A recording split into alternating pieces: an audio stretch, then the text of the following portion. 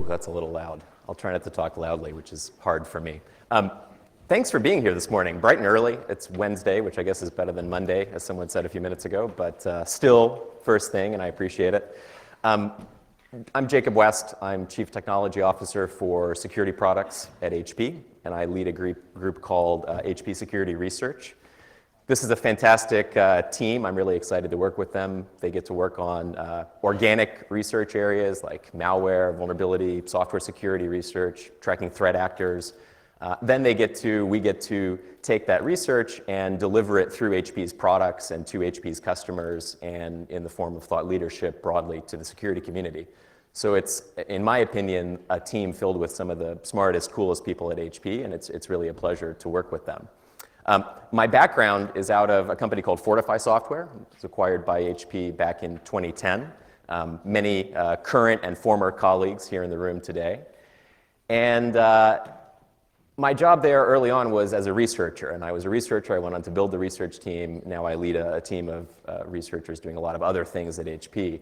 But it's really been a fantastic experience to work, in particular, with OWASP over these years. You know, my background is in software security. It's in software security research, and so it's great to be here with a group of folks like you guys talking about a topic that is so near and dear to my heart. Today, I'm not mostly going to talk about software security, though. Today, mostly I want to talk about where the adversaries are today in terms of their capabilities, some models and ways of thinking about those capabilities and understanding how we interact with the adversaries, in particular, so we can more effectively disrupt them, and in particular, talk about how the industry can do a better job at collaborating, particularly by sharing in as near real time as possible information about the attacks they're seeing, analysis of those attacks, and in some cases, hopefully, mitigations or responses to the attacks so that we can start to present as an industry a more unified front. We know that the bad guys are attacking us with the same techniques again and again. Right now, we're fighting all those battles one at a time. We could do a much better job of responding in a coherent, collaborative way. And so that's a point that I want to leave you guys with today. So I just finished, as I mentioned, I came from Fortify, and I just experienced my 10-year anniversary, if you count from when I joined Fortify as an intern back in 2004 all the way through to today. And I guess that has me feeling a little nostalgic about the industry and where we've come from, where we're going, where we are now. So I want to start off just by taking a few sort of snapshots in time leading up to the problem that we have today. So first off, when did the problem begin? Well, the problem began when we started decoupling software and hardware, right? So in the 60s, IBM started shipping software systems that weren't physically part of a hardware package that you got from them as well. And as soon as these things got decoupled, we started introducing the possibility of software behaving in ways that the programmer didn't intend. We started adding more flexibility in the behavior of the software, and that added more opportunity for bad guys to do stuff that the designer or the developer didn't plan for them to do. So pretty early on, we figured out that it was important to verify the code that we wrote to try to avoid these mistakes, right? To keep it as straight and narrow as possible. And so things like the Orange Book standard started to mandate or suggest automated verification of code to find vulnerabilities, things like static analysis. Cool, that stuck around for a while. Around the same time, people started breaking stuff, right? As soon as we started wiring these systems together in more and more larger and larger networks, we found ways to do damage to them. And so people like Robert Morris started exploiting systems, in this case for research purposes, but others for less white hat reasons. And at the same time, or nearly soon thereafter, people started automating those same techniques for breaking systems. So tools like Satan were the first penetration testing products that replicated what attackers were doing to break into these potentially vulnerable software systems. We've made some mistakes and we've repeated them. So buffer overflow looks a lot like cross-site scripting, and we still see an awful lot of cross-site scripting today, not to mention an awful lot of buffer overflow still. But for the most part, and this is the part we should all be satisfied about, especially in a group like this, for the last decade or so, it has been accepted that security is one of the core requirements of the software that we build. It has to be built in. It can't be sprinkled on or layered around the software after it's finished. It's got to be a core requirement, just like performance and functionality have been for a long time. And that's good. You know, in the time before this became standard practice, a lot of people said, oh, I've got a firewall or an antivirus, or I pen test the crap out of it before I deploy it, and that tells me that it's safe. Now we've got a pretty universal concept that security has to come in from the bottom up. But where does that leave us? It's nice, and looking around a group like this, it's fantastic to sort of pat ourselves on the back and say, oh, look, we've got everybody treating security as a core component of what they do when they build software. But as an industry, we spend $46 billion, this is for 2013, trying to defend against cyber attacks, trying to protect these systems that we admit we need to build to be more secure, but still fail to do so, at least in every case. Worse than the $46 billion that we spend is that we're not getting more successful. We're becoming less successful in many ways, or at least the attackers are becoming more successful if you agree that it's zero-sum. So also 2013 numbers, there was a 20% increase in breaches over 2012, so there were more breaches by a significant amount. And the more disturbing number is that the average cost of one of those breaches went up 30% over 2012. So not only were there more breaches, but on average, those breaches cost the target organizations substantially more than they did the year before. Why is that?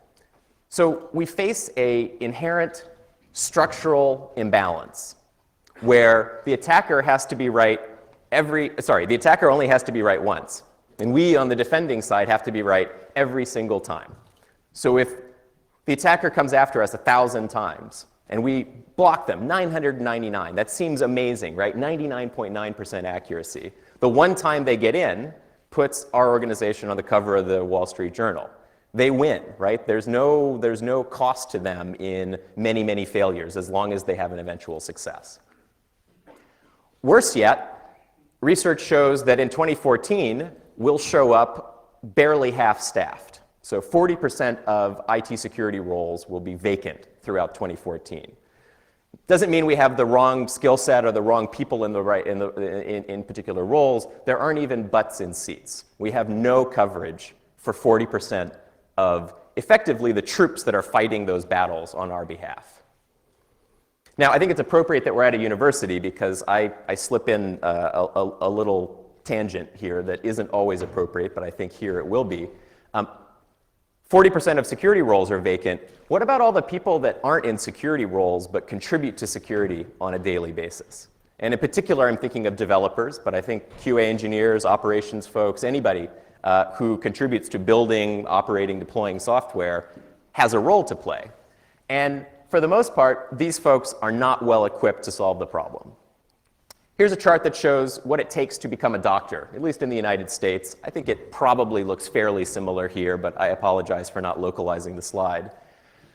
The important thing is it takes a long time. You're looking at 8 to 12 years of school or on the job, but still being overseen practice of your new skills.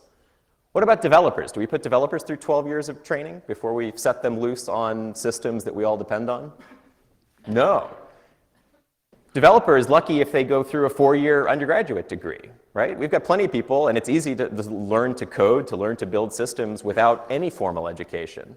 But we certainly don't put the level of postgraduate, ongoing, in-depth education into this that we do into the field of medicine.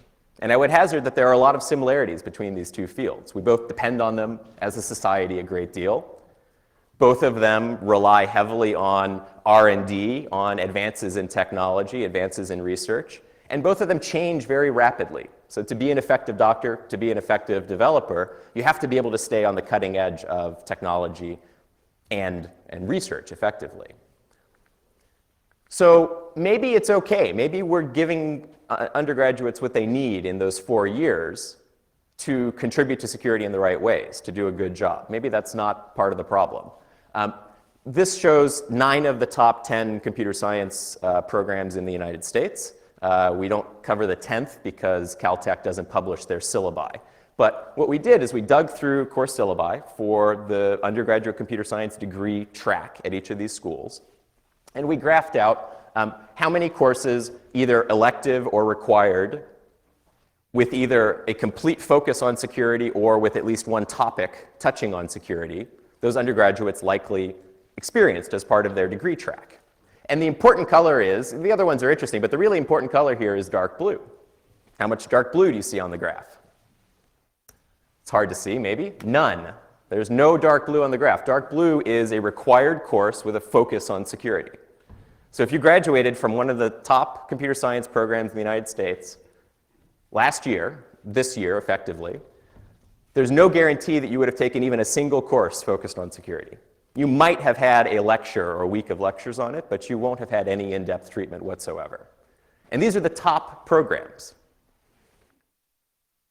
So, in the meantime, we're building these systems. We're going into battle sort of half-staffed. 40% of the seats are empty. The people building our systems, frankly, haven't been educated in the right ways to build them securely for the most part. And we're seeing an explosion on the adversary side. Over the last few years, there's been a lot of discussion around different motivations behind threat actors, whether they be hacktivist groups with social motivations, whether they be nation-state backed, or just the natural evolution of organized crime into the digital space. I think talking too much about these individual motivations is kind of a red herring, though. The attackers are becoming more capable. They are putting more pressure on our understaffed security teams and our undereducated development teams. But the way they're doing that has nothing to do with what they're motivated by. So focusing on why they're doing these things is not interesting to me. I think we have to talk about how they are becoming so effective. So one way they are becoming effective is they're increasingly organized around an underground marketplace. And as with any other marketplace, as we're in a school of economics, I believe, so it's an appropriate topic, those market forces lead individual actors and groups to specialize because they can make more money on the market by being expert in a particular area of capability. And the result of that is they specialize and then they monetize those capabilities to provide services effectively to other threat actors, other adversaries. And what you see now today is that a large attack is typically comprised of multiple groups, one individual or group orchestrating other specialists to provide different aspects of the attack. And in order to effectively respond to this, this is what we should be focused on. We should be focused on the techniques and the ecosystem that they're using to compromise us or to be so successful. Rather than on why they're doing that. That's interesting for spy novel material, but it doesn't really have much to do with mounting an effective defense. All of these factors are combining to put us under a lot of pressure. There are more adversaries. Those adversaries are more effective, more specialized, more organized, and driving more monetary reward for themselves than ever. At the same time, we're understaffed. We're building more software than ever before. Our technology is evolving rapidly. Think of the adoption of mobile, for example. We've got developers that probably weren't that well prepared today, and now we're cycling them through ever more quickly changing technology stacks and expecting them to keep doing the right thing at the right time. This is a bad situation for the industry. We're in a tough spot, I would argue. And again, the thing that we need to do most is to start to work more together. And the starting point for that is to talk a little more about how one of these composite breaches is actually affected. So when you have specialists working together, what do they specialize in? What are the boundaries between different groups and different capabilities? So at HP, we like to talk about a 5-stage life cycle for an attack. And various models like this have been around in the industry for the last 10 years or more. You could have 7 steps, you could have 3 steps. 5, I think, is a good number, but you'll get the idea. First up, the adversary does research. They want to understand who their target is. Maybe they want to understand the technology profile. So what server software do they run? What programming languages do they use? Maybe what network security infrastructure do they have in place? Or maybe they want to research individuals at the organization. Maybe they want profiles of the top 50 executives at HP so that they can then spearfish or do targeted attacks against those particular personas. Whatever it may be, there are actors out there who specialize in this research, gathering information, building profiles, and then they raise their hand on the underground and say, I have a profile of Hewlett-Packard and their top 50 execs. Who would like to buy access to that?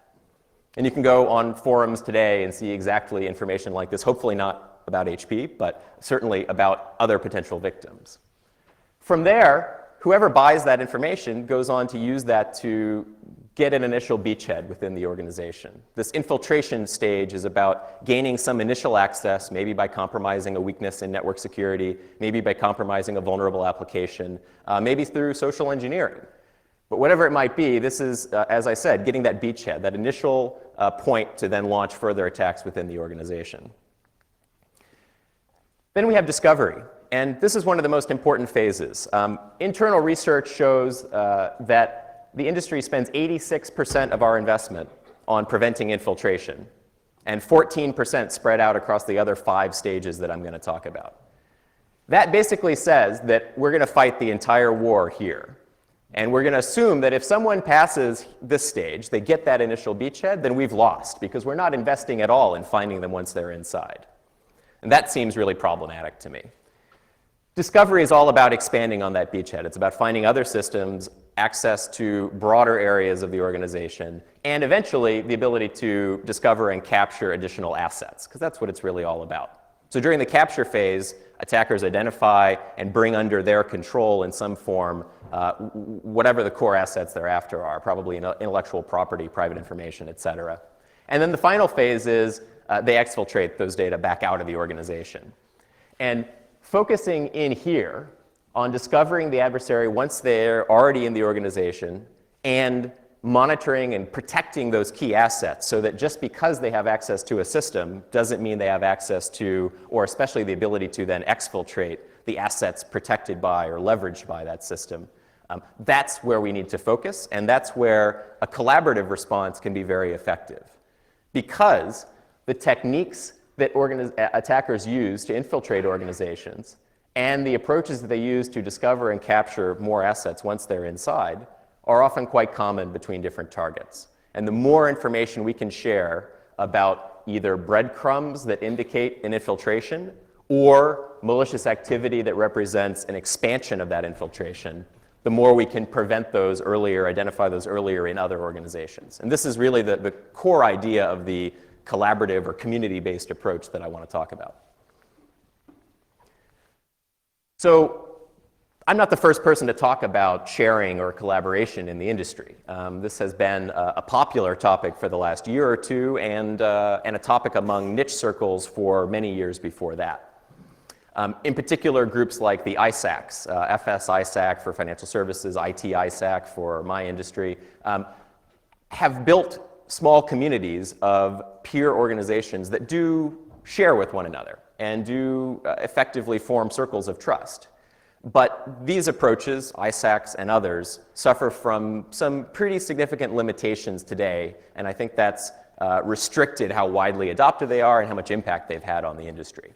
So some of the challenges are, and I'm not just picking on ISAC, I think there are other organizations that fit this bill, relatively manual and slow to act on. So they require copying and pasting information between otherwise disconnected systems, and they typically rely on a human analyst to really synthesize, understand, and then act on the information that they provide. And that takes a lot of skill and a lot of human cycles, a lot of time. They have limited participation, and this partly has to do with the way they've grown up. They've built up around particular industry verticals and, in most cases, geographic regions within those verticals. And those groups are trusting of one another, but not necessarily interested in broadening out that circle of trust, or at least they historically haven't been. I think we're seeing some signs that that's changing. By having sort of artificially limited participation, though, they get a very narrow, very influenced view on the landscape because of who participates in them. And that necessarily makes collaboration and a unified response less effective. And then finally, and this kind of has to do with the slowness that I talked about earlier and the need for a human analyst, these organizations and communities tend to produce intelligence that's not directly actionable. They produce information that is useful for a human analyst to act on or to make sense of, at least, but not something that will necessarily feed directly into an IPS or another network security product or something that you can do to prevent the attack. So what are some important aspects of a different approach to this? How can we sort of address some of those weaknesses of current approaches to sharing or to collaboration? There are 3 key principles that I want to talk about.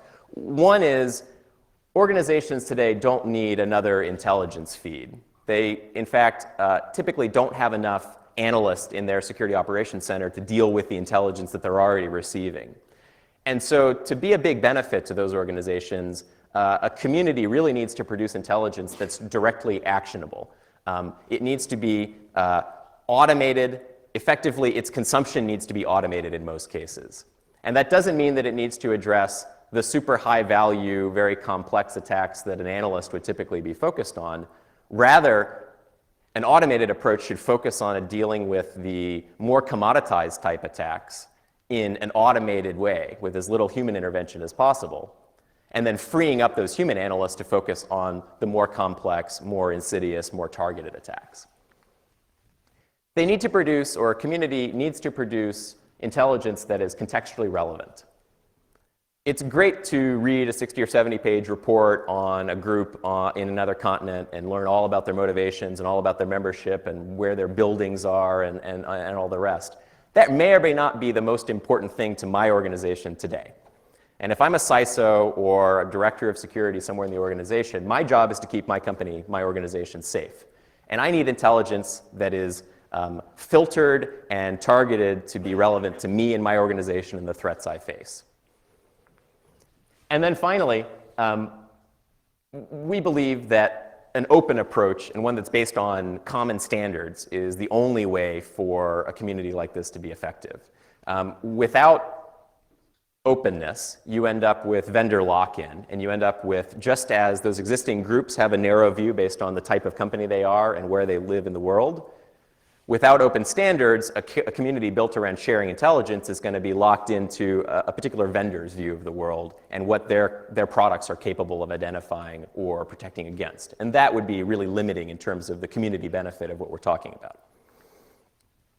So to give you an idea of the kind of automated system that I'm proposing here, this is just a simple kind of flow chart of a community. In the center, we have a cloud-based system that includes a forum and a big database of shared or analyzed intel.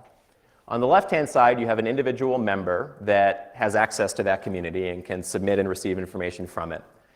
You have a community of other members, and then you have some back-end sources of intelligence, ranging from open source intelligence to licensed commercial feeds to targeted research that HP could provide if this is our community, or that someone else could provide if they were hosting it. When a member sees a new attack and they want to see what the community knows about that attack or that threat, or they want to share, maybe they already know everything about it, but let's say they don't yet, and they want to expand their knowledge, they want to connect some more dots. They submit a query, maybe from their SIM product, into the central community. That's shared out with the rest of the members, who can then basically review that, collaborate on it, and correlate the information contained from the initial subscriber with other events or mitigations that they've identified locally. They can then share that analysis back with the community. It can be enriched or correlated with other external sources. So I think the main value here is the community information, but maybe there's additional information to connect the dots or provide additional context on top of that. And then the results are shared back with the initial subscriber. To give you an idea of some problems you could address with this, and these are just some simple examples, but I'll share them with you anyway. Imagine brute force login attempts. I think a prime example of a very commoditized attack. Not something that keeps people awake at night, not something that gives people a promotion or causes them to lose their jobs, but a real problem for many applications, many systems today. The current approach is the attacker attacks, tries to log in, tries some more, maybe you catch that in the application, maybe you catch that on the wire in an IPS, and then eventually you figure out, hey, this guy is brute forcing me. I'm going to tell my SIM about the IPs that he's attacking me from or the techniques he's using, and I'm going to try to block him on the wire. Now, across a community of similar targets, you probably see the same attackers using the same techniques to try to take down multiple organizations. And the current approach is that all of those people are basically on their own. They each have a lead up of attacks that they use to identify the problem, and then eventually they put a protection in place. Imagine if these three companies were collaborating. They were part of a community or a system like the one I showed on the previous slide. Now, company A sees an attack, and it reports, hey, I saw this IP address brute force login, trying to do a brute force login on me. Hey, community, watch out for this attacker. Now, that allows the community to share with other companies, imagine company D, who's just participating in the community, information about that brute force login attempt, but with a very low confidence. One member of the community saw it. Hey, you should be on the lookout for it too. Now, that same attacker goes after company B. Company B is also part of the community. They tell the central server, hey, this attacker came after me with a brute force login attempt. Now, the central server, the community, is able to say, I've seen this from 2 different sources. I've seen the same attacker target 2 different member organizations. I've got a little more confidence that that's a bad guy, that that's something that we should be on the lookout for. So I'm going to raise the score on that intelligence that I share with other members of the community.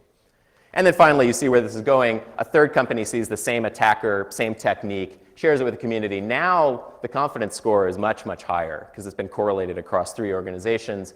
And in particular, a subscriber to this community could then put a rule in place to take automated action if enough other members of the community have seen a given behavior. So maybe 1 or 2 wasn't enough, but once 3 other companies saw this attacker mount the same kind of attack again and again, we're actually going to push an automated protection into our IPS to prevent attacks from that IP. So here the community is basically getting ahead of attackers by looking at concentration or repetition of attacks across different member organizations. And it's a way for the community to then basically respond much more quickly and nimbly to a series of attacks across organizations than they could previously. Another example, looking at a multi-stage attack, something that involves some reconnaissance followed by some attack phase, malware delivery, or something else.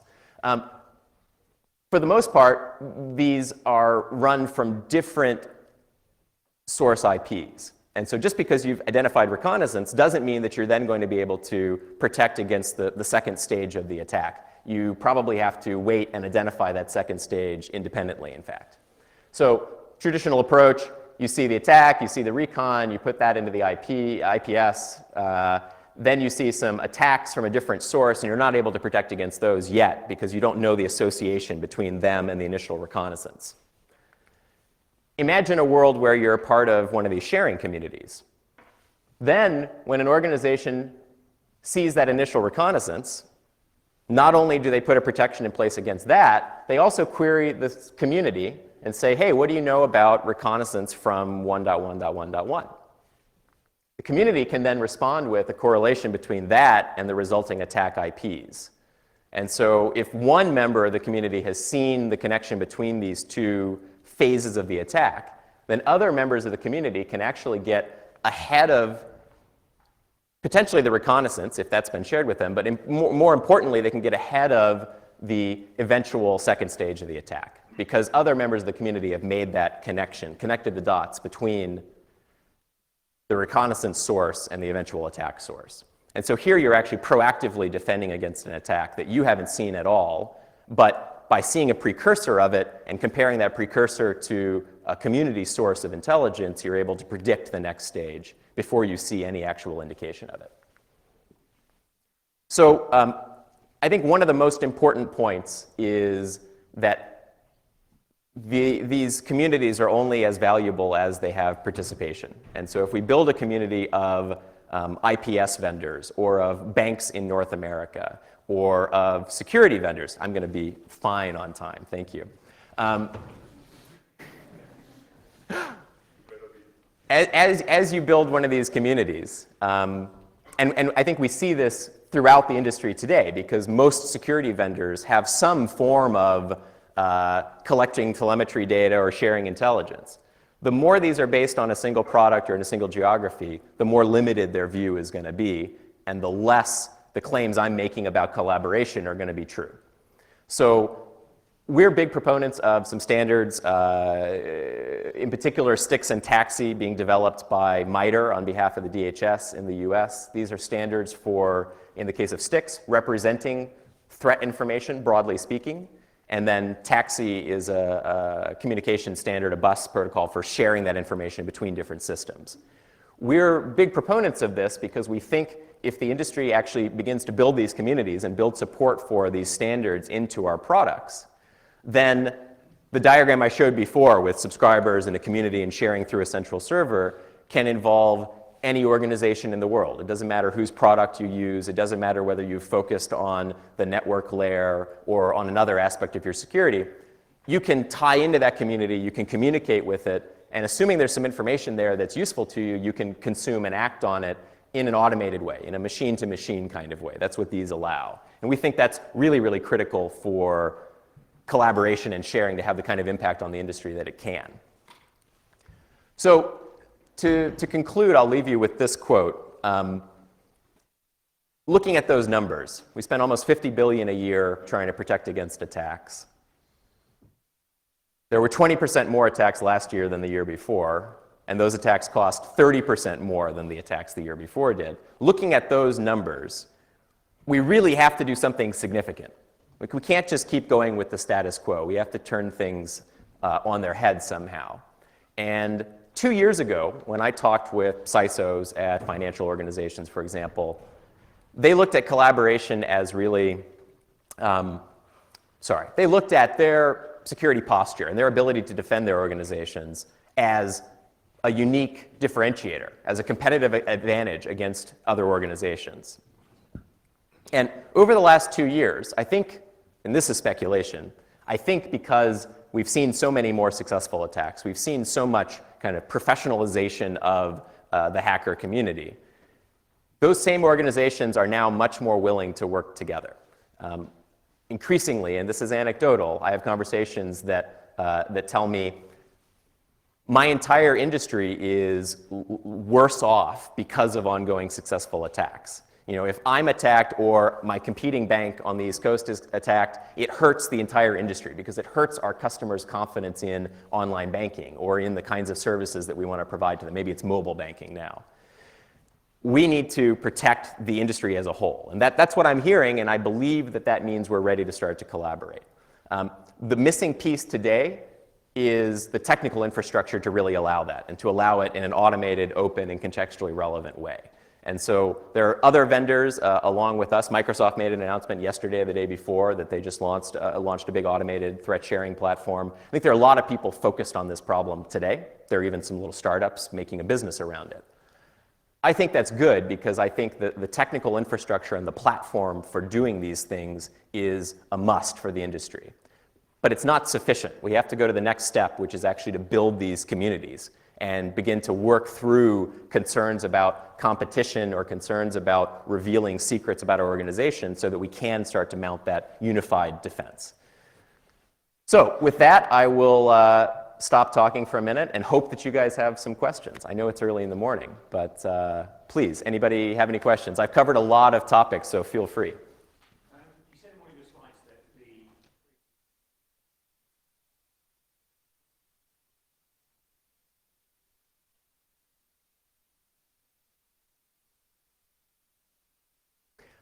I don't have a specific answer to that. I can speculate. I think it's most of the things you listed. So I think our systems are, every year that goes by, more complex, more difficult to build in the first place and to fix. So that makes the cost of fixes go up. I think one of the big increases is actually user expectation, right? So in more places now, we have to notify people. When we notify them, those people have stronger expectations about what we as an organization are going to do for them. You know, maybe it's identity theft monitoring for a year or something like that. So basically, I think the impact for the organization beyond the technical fix is going up over time. So I think those two are probably, if I had to list my top two, those would be it. The systems are harder to build, harder to fix, and the impact of a public breach is greater in terms of the response necessary to deal with the customers and the users and the perception around it. Sorry, wave or something. Okay, there we go.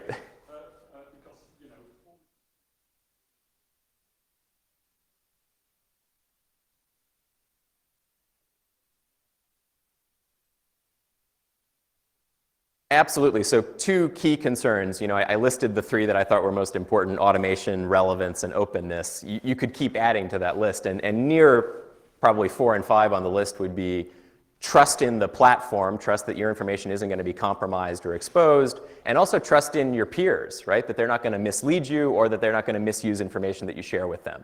And so building both a platform that can be trustworthy and a community that can be trustworthy are really important, and that's going to come down to people, basically. I mean, it's very interesting that you say this platform needs to be vendor neutral and open. Who would you see should do that?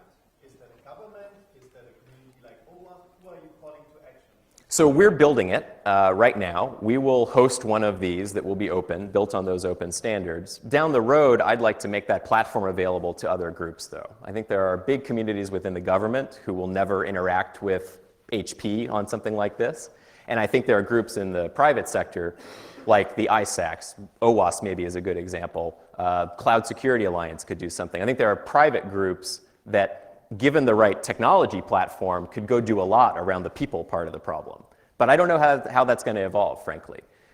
One of the concepts we're building in from the ground up is multiple communities. So it's not one big kumbaya, happy circle of trust. It's lots of overlapping circles of trust with different degrees of trust between different groups of peers, basically. And so I think you might see, even on an HP-hosted community, an OWASP subgroup that only shares within itself, for example. Does that answer your question? Yes. Great. I saw a bunch of hands sort of that way. Anybody? Yeah. Well, from my opinion, and that increase of might also be directly linked or caused by the less money that we spend on software development itself. So for me, it sounds a bit like we now focus actually like the sentence. So, preaching to the choir, we have to build more secure software. I've spent my whole career advocating that and will continue to. The reality is we've got a bunch of pretty broken software out there already, and the attackers know it. That's why 84% of the attacks go, or 84% of the attacks go after the software. So they know that's our weak point. We have to do something to mitigate that in the meantime while we fix the software of the future. So I couldn't agree with you more. I think this kind of stuff is still really important because we're still seeing attacks on a daily basis and we can't fix the software fast enough.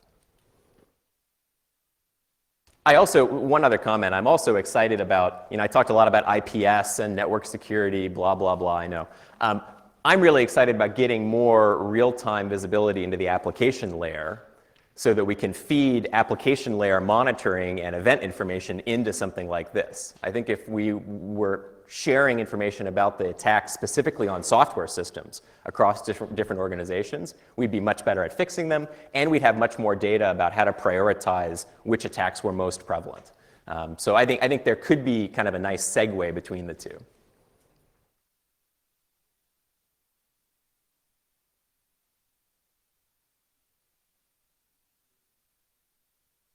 Each month, yeah.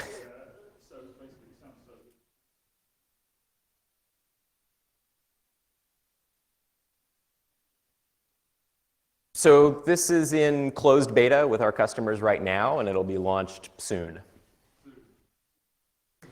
Yeah, the regulators in the United States won't let me say more than soon because I'm traded on the stock market, and then you might go buy or sell some stock based on what I say, and it would be terrible. But soon. It's real today. People are getting real benefit from it. We're going to basically grow that like a good, proper cloud service incrementally. Who else? Please, sorry. You say that you, as a company, are not really seeking the identity of the attacker, whether it be like a criminal organization or like valuable intelligence by cooperating with the CIA, let's say, or FBI, attacks from a specific country or government. Get more information about the modus operandi and then share that info. So government agencies, including Secret Service in the US, who focus a lot on cybercrime-related stuff, are a great source of intelligence. And I think one of the questions that the community broadly has to answer is how much do we want to collaborate there, and which direction does information flow? You know, if one of these communities existed today, would everyone in it feel comfortable sharing what they see with the government? I don't know. I think that's a valid question. Vice versa, would they feel comfortable consuming intelligence from the government and trusting in that source? I think that's probably more likely than the former, but it's a tricky question to answer, frankly, how much collaboration you see there. And I think that's one of the reasons why lots of different circles of trust with different levels of transparency make a lot of sense, because there might be a certain kind of information that I'm willing to share with the CIA, but a bunch of information that I'd rather not. Who else?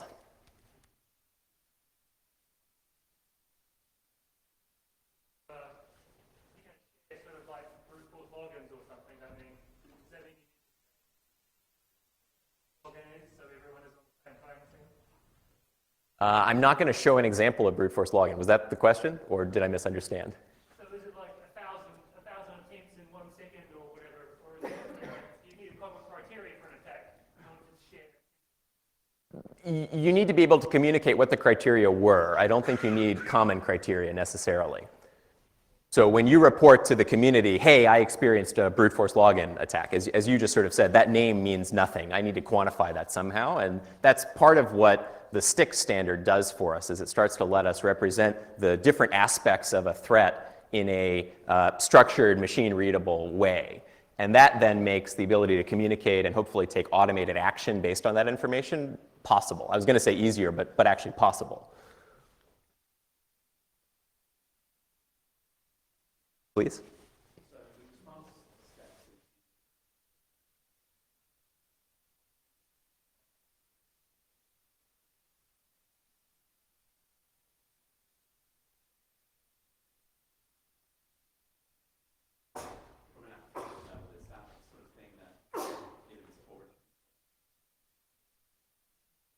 So we're incredibly focused on the software layer. I think, you know, based on obviously our acquisition of Fortify, our continued investment there, we think that's one of the most important aspects of security. For us, it's one of the fastest growing areas of the business. So that's a nice sort of reinforcement that we keep investing there. You know, the scientists think it's a good idea, and the finance people do too. I think there's a bunch of opportunity for both better runtime monitoring in close to real time of the application layer and of application internals, and for more active defense or response at the application layer without rewriting the code and redeploying the system. How that fits into this and what the specific sort of low-hanging fruit are, I can't say today, but it's an area of very active research for us, and we think it's really important. Kind of to the point I made before, there's a ton of broken software out there right now, and we can and should fix all of it or throw it away if we can't fix it, but we got to keep using it in the meantime. And so we need to you know, put the spare tire on so we can get to the mechanic shop, I guess.